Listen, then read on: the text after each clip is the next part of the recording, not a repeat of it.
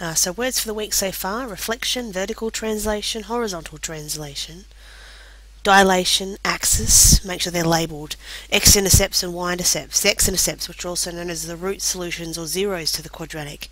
The vertex, which is also known as the turning point or apex. Factors and double roots. It's also worth noting too that there's a standard form. This is something that you're probably quite familiar with. That's where it's all expanded out. There's no immediate factors. And what this tells us is we can see from the A value, the dilation and reflection, we can read off this the y-intercept, which is when x equals 0, because these two terms disappear, leaves us with just c. What this form doesn't immediately tell us is where the vertex is, if there's any horizontal or vertical translation of the quadratic, and what the roots are.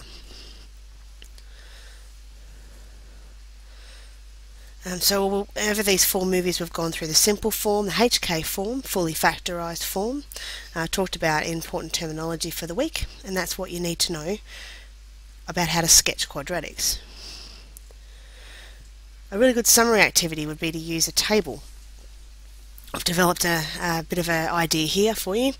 What this has is the different forms of the quadratic down the left hand side. The base form, simple, HK fully factorised, excuse me, and the standard form. Across the top here we've got the equation. Is there a dilation and what is it? The x-intercept, the y-intercept. Where is the vertex located? Can you identify that from the graph? What is the vertical translation or the horizontal translation, or can you tell from this particular form of the graph? And any other important notes.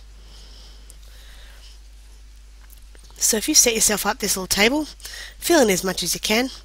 Some of the information you can't identify from a particular form. For example, in the standard form, you can't actually identify what the vertex is immediately, so you just put a little cross in that box.